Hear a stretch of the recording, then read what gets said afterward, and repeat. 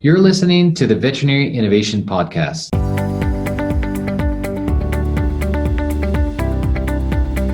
You're listening to the Veterinary Innovation Podcast. My name is Sean Wilkie, and along with my awesome co-host, we interview the innovators in this space every week. Ivan, let's go ahead and get today's started. Yeah, I'm Ivan Zach. Really excited to introduce a friend of mine and a colleague, Dr. Elliott Garber. Dr. Elliott Garber is a specialist in veterinary preventative medicine and a graduate of Tufts University and the University of Virginia. He led and trained teams in clinical practice for 8 years while in military, including as a veterinarian to the Navy SEALs and their working dogs. Elliott built and sold an 8-figure e-commerce business before joining Instinct to bring electronic prescribing into veterinary industry. Elliott, welcome to the show. Thank you for finding the time. Thanks so much, guys. Excited to be here. So I have a weird question right out of the gate. So you've built and sold large business. What is it that's happening to us after we sell large businesses that we get right back into it instead of enjoying your early retirement or whatever that is? Why don't you sit on the beach somewhere with a coconut and a little umbrella in it? Well, I have been very fortunate to do a little bit of that. But honestly, I think for most of us who've been through it, it's because we love what we do to some degree and care about the people and the animals that we're serving. And I know for me, I've been kind of had that entrepreneurial backbone since I was a little kid, and just kind of am always looking at the next idea and seeing a problem that needs to be solved and can't help myself but go down those rabbit holes. So. I remember when I left IDEX, so I exited SmartFlow, left IDEX, and I think 5 days after I left IDEX, called my lawyer, establishing a new company. He said, "Sounds like you caught this virus called entrepreneurship." So it's interesting, but it is a sort of an impulse to continue creating something. It's so many people that we interviewed here, same story. They've done one thing, they want to continue doing it, then they want to share the knowledge or experience. So yeah, it's a continuous thing. So tell us a little bit about this. So we were talking about the prescription specifically within the Instinct. I met you before Instinct, so you had this idea about the prescription and online prescription platform. I don't think I've seen anybody do that yet, and I think we met 2 years ago or even more. So can you tell us a little more? Then I assume that no one in MNR or 70,000 listeners knows what it is and why we're not doing this and the human medicine does. Yeah, thanks. That's a great question. And honestly, I was wondering the same thing for several years because I first kind of realized that this was a pain point about 5 years ago. Honestly, mostly kind of seeing complaints every single day in veterinary Facebook groups about these review requests for signature approvals from some of the big online pharmacies that we all know about. And also the difficulty in communicating with the local pharmacist down the street at CVS. And honestly, it was pretty much all complaining and no solutions being presented other than, hey, we're just going to do written scripts only. We're only going to print them out, give them to our clients if they want them, and let them do what they will with them. And of course, kind of underlying all of that is the frustration that a lot of veterinarians have felt, understandably so, about losing those product sales, because traditionally that was a huge part of the veterinary business model, the way it evolved in the US at least. And so when other entities started coming in and competing for those product sales for pet products and specifically prescription products, then the initial kind of knee-jerk response that a lot of us had was trying to create a moat around that and protect ourselves from losing those sales as well as we could. So anyway, I kind of realized this was an issue about 5 years ago. For the first year or so, I just kind of was waiting around thinking, okay, one of these other big entities in our industry is probably already working on this, is going to make something happen. There were a few models already at that point that were doing something similar in providing the online store experience for a veterinary practice, but that was not really the same as what true electronic prescribing is in the way that it's evolved in human healthcare. So I started doing my homework, learned a ton about how it works in the human healthcare industry and realized that they have a very mature ecosystem around electronic prescribing that facilitates the experience that probably most of us have had with your primary care provider. They want to prescribe you something. They say, which pharmacy do you like to get your medications at? And then next thing you know, an hour or two later, it's there at the pharmacy waiting for you. And there's no printed script. No one has to make a phone call. There's no faxing. All of that was done away with kind of in the last 10 to 15 years in human medicine. So unfortunately, as vets, we got left behind, kind of not through any fault of our own. It was a really silly reason initially. And that was because as this electronic prescribing ecosystem was evolving, it was built around the NPI number, the National Provider Identification Number, that human healthcare clinicians got as part of kind of federal standardization program through the Medicare and Medicaid directives. And veterinarians are specifically not allowed or supposed to get NPI numbers. And so because of that, and because all the software that evolved was dependent on that being kind of the ID for a prescribing clinician, then we got left out.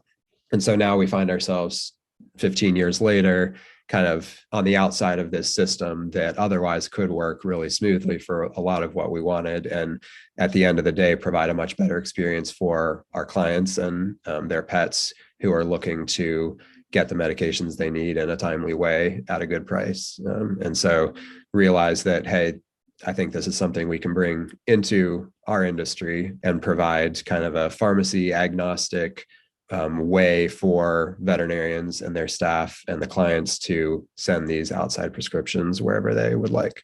So that's what we're doing with Instinct Scripts. Yeah, it's amazing. Really, really fascinating opportunity that Instinct Scripts now has. But let's back up a little bit. Tell us the origin story. So I understand where you're at now. You're part of the Instinct group. But how did this all kick off? And then how did it morph into you being part of Instinct and bringing this unique opportunity inside that organization? Yeah, thanks. So I have known Caleb Frankel, who's our CEO at Instinct, for about 10 years. We actually connected very early on, probably around the same time that I first connected with you, Ivan, as kind of some of the early vets who were engaging publicly on social media platforms and had blogs and kind of were putting ourselves out there.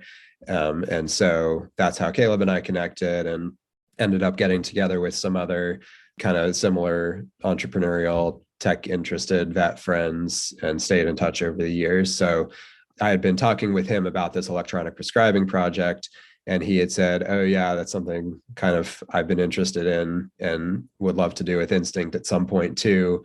But realistically, we're doing a lot of other stuff. So I'm happy to kind of provide advice along the way. So a year and a half ago, I was kind of a week away from signing on the dotted line to accept an initial kind of round of investment myself to get this up and running as a real business, and kind of either hiring a technical agency to begin building the software with me or hiring my own first couple of developers to do it. And Caleb and I had a conversation about that kind of fundraising and investment, just because he'd been through some of that himself. And he said, you know what, I just can't, I would hate to see this develop outside of the Instinct fold. And so would you consider kind of doing it with us instead? And so after a few more weeks of those conversations, decided to go that route. So I kind of joke that he and Instinct bought me along with this early business project to help bring it into reality. And I'm very thankful that it happened that way now, because I know it would have been difficult for me to chew up and actually get this to market on my own. And it's really been fun and inspiring to do it as part of Instinct, which I know you guys have talked to Caleb before, but has some other really cool, innovative products on the market for our colleagues too.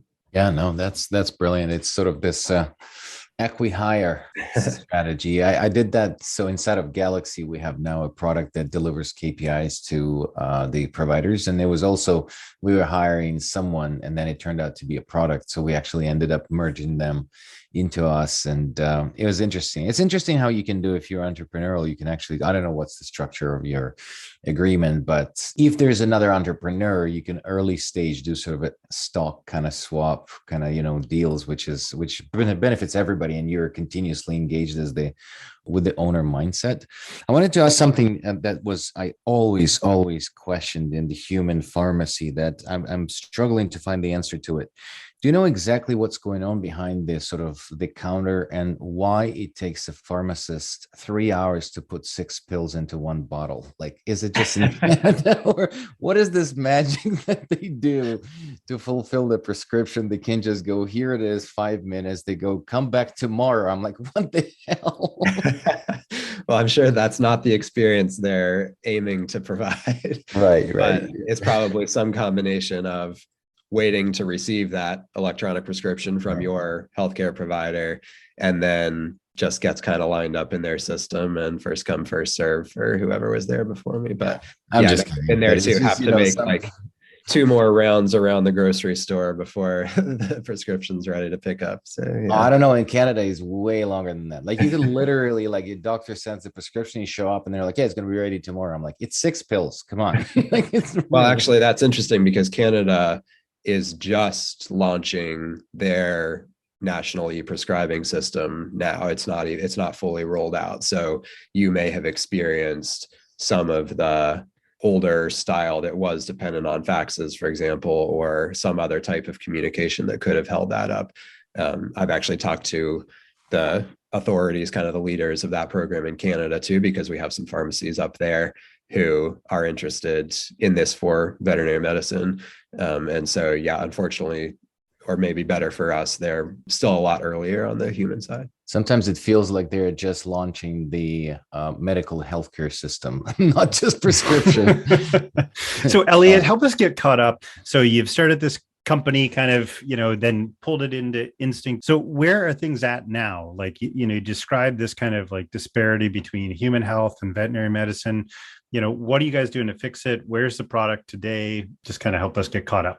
Yeah, good question. So we have launched the product. It's out there in beta version, and would love to connect with any of your listeners who want to sign up or learn more, both the vet practices and there are any pharmacies or retailers or manufacturers out there. We kind of see this as a way to facilitate communication about prescription products with vet hospitals for any entity that is involved in that. So, for example, we've talked with some of the manufacturers of prescription diets, which you guys probably know are not regulated as true prescriptions, but kind of fall in this gray area.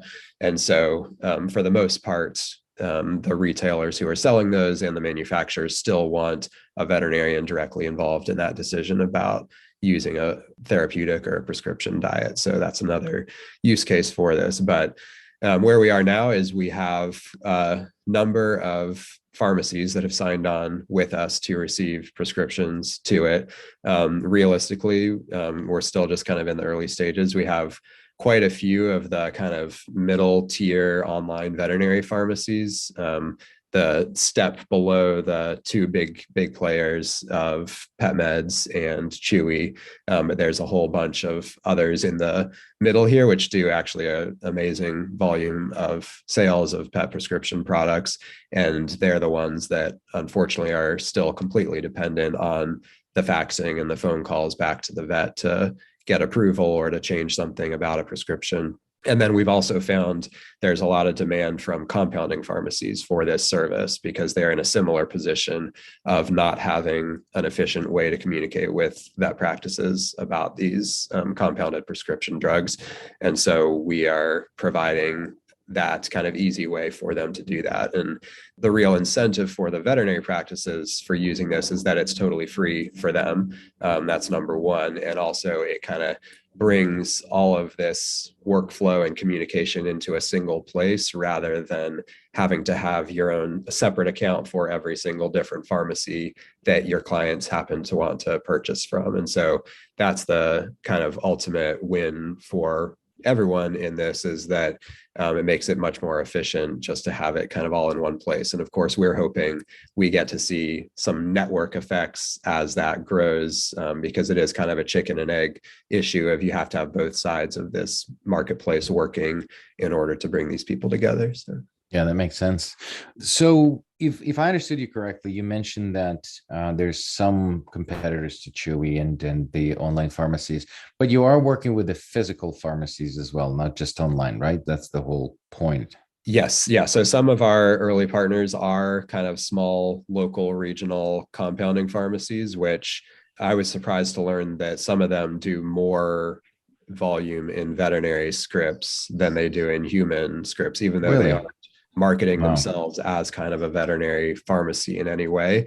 And so these are often used by kind of a surrounding radius of veterinary hospitals who know they can send the bacon flavored metronidazole prescription to this local pharmacy and have their client pick it up that afternoon for something that they need to start right away, which in reality, none of the online players can compete with that yet. And for a lot of medications, you want them to start it that day if you can. So yeah, that's one part of the brick and mortar retail world. The more important part of it is honestly the CVSs and the Walgreens and the Costcos and all the grocery stores. And so that is a nut that we are working very hard to crack, but haven't gotten there yet. And that's partly because of kind of an interesting situation in human healthcare where one corporation has kind of a monopoly on a certain part of that process of tunneling prescriptions into the retail pharmacies. They've actually been sued by the federal government for kind of anti-competitive behavior in how this is working. So there's a lot of stuff going on, and we've been talking with this company as well for the last couple of years, and they totally get that pet prescriptions are an important part of this, and they want to get there to be able to facilitate it, but they are not prioritizing that. So we're exploring other options of connecting directly to the big retail pharmacies too, and have had some really kind of high level conversations with leadership at some of those. I'm giving a presentation later this spring at the national meeting of this organization that basically is responsible for publishing the electronic prescribing standards as kind of an introduction to pet medications. And so looking forward to connecting personally with a lot of the folks that I've been corresponding with there, and hope that may move the needle forward in those integrations. Yeah, it's really interesting, Elliott. Like, I mean, it seems like a very long uphill battle that you guys are about to fight, which is really neat, but it sounds like you're making some strides kind of early on here.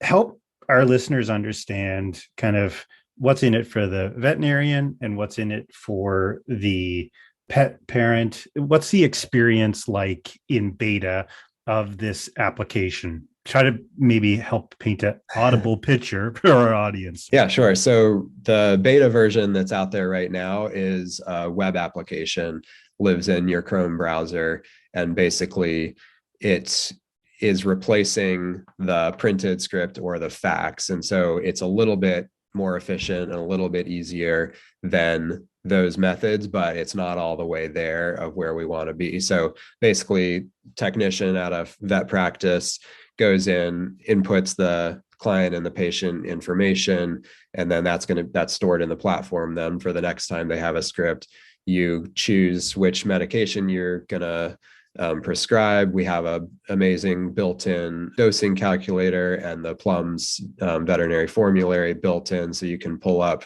the information about the drugs, check your dosages. You can print off the client educational handout right there if you want. And then they basically just select which pharmacy they want to send it to, and off it goes. If they're a technician, they can set that all up, and then they send it on to their veterinarian to review and actually digitally sign that, and then can send on to the pharmacy. If it's a vet who's doing the initial setup, they sign it right there and send it off to the pharmacy. So that's the first step, and we'll continue offering it in that modality forever as a web application. But where it's really going to be a game changer is when it's integrated into the practice management software, of course. And so for us at Instinct, because we have our own Instinct EMR and the Instinct treatment sheets, it's going to start out being fully integrated into there. So basically at the point of care where our colleagues are spending all day, every day anyway, instead of sending a prescription label to their own label printer, they can choose to send it to the pharmacy, an outside pharmacy instead, without any duplication of data entry. And of course, that helps with patient safety and drug safety. And we're unique at Instinct in also having some really cool decision support tools built into that process. So if you actually fat finger dosage and put twice as much as you meant to, or 2 ones instead of a single one, for example, you'll get a little warning like, this is outside of the normal therapeutic or safe range. Are you sure you want to do that? And then thirdly, we'll offer this as a plugin kind of module to all of our friends and colleagues who also have practice management software out there in the market. And we're already integrated with quite a few of them, and basically are wanting to save them the effort of these several years of lead up of building out this technology so that they can offer electronic prescribing from directly within their practice management software too. I love that you said that, because I was about to ask if you were going to integrate with others, because it seems like a solution that, someone else will then build and integrate. So that's a great way, potentially also a way to get the customers later onto the Instinct. I hope that nobody from other PIMS is listening. Sure, that's not true. So the other question that I have is this, the whole concept of Vet Source, Vet's First Choice, and now Chewy being the Death Star of veterinary medicine, as some veterinarians think. But you know what? It's interesting because I've been watching the evolution of Chewy, and then like 5 years, 6, 7 years ago, people were just like, oh my God, they're going to ruin veterinary medicine. It's here now. And this is what it is. And I actually talked to them, and hopefully we're not going to become sort of a part of a cancel culture, because I'm now, talking about Chewy, but I do like what they do. They now kind of converted into saying, okay, we do need to work with the veterinarians. And they have this awesome program where if you use them, not only that you get sort of a kickback from them on everything that you ordered, but also anything that the pet parent ordered after that on their website is actually linked to you, which I think is awesome. So would this module work with someone like Chewy to produce the prescription? Because I understand the pharmacies, if I'm fully understanding the workflow. So you produce the prescription within your PIMS, then it connects to your software, and then you can push it anywhere into the physical pharmacies or online if this hospital has the contract with them. Is that the vision, or? Yes, that's right. Yeah, you got it exactly there. I would just say, I know that Chewy and no one else in the space likes that word kickbacks, because that has all these negative connotations. So Ukrainian, that's what we call it. We call things their names. But yeah, you mentioned Vet's First Choice, Covetrus, and Vet Source, and Chewy. They all kind of have painted the picture that, hey, this is an electronic prescription. We're already doing electronic prescribing. The difference with what they're doing, which to be honest is a great model and has worked well for a lot of people, is that we don't own a pharmacy, and we're not interested in selling drugs. We're solely focused on providing great software for our veterinary colleagues. And so that's why we can kind of play that middleman of connecting to whatever pharmacy the client wants to go to, or whatever pharmacy the vet has a good relationship with. And so that's the difference between those models and what we're doing, is that basically those models are kind of a glorified e-commerce experience. You're going into your account on their site and putting in the information and checking out, and kind of that's that.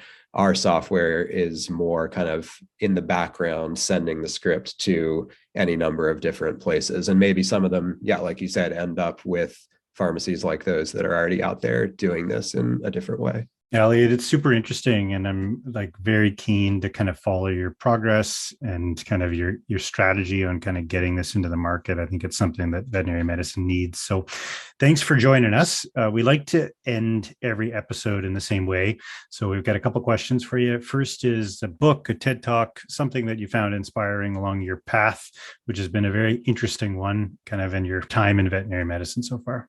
Yeah, thanks. So I would love to recommend a book that I just finished in the last couple of months. It's kind of the last business book I read, called They Ask, You Answer by Marcus Sheridan. And he was a guy that started a pool company in Richmond a number of years ago and almost lost it through the great financial crisis, but kind of dove deep into the content marketing perspective and inbound strategy, and now has become very much in demand kind of digital marketing expert as a result of what he did. But his whole philosophy is, as a company, we should be doing everything we can to get the information out there that our potential customers are looking for, make it really easy to self-select if they think that they're going to be a good lead for us, if they're going to be a good customer for us. So I'd definitely recommend that. And before we jump to the last question, where can people learn about this product and others by Instinct? Yeah, our website's the easiest spot, instinct.vet. And then also we're on Facebook and LinkedIn. Love to see you follow us there. Awesome. And the last question that we usually ask, who would be the entrepreneur that you would recommend to invite to this podcast? Yeah, so I kind of had an interesting recommendation here. He's more of an intrapreneur, as someone who's innovating within a larger organization, a guy named Josh Jasper, and he is a regional operations person with Innovative, which is a up and coming corporate group of hospitals. And he is just a really fun, friendly guy, and is very interested in helping his hospitals find ways to work more efficiently using technology that's out there. So I think he'd be able to provide a lot of insight as someone who's seen everything that's out there for the market right now. Thank you so much for listening to the Veterinary Innovation Podcast. If you want to hear about our new episodes, please follow us on any social media channel.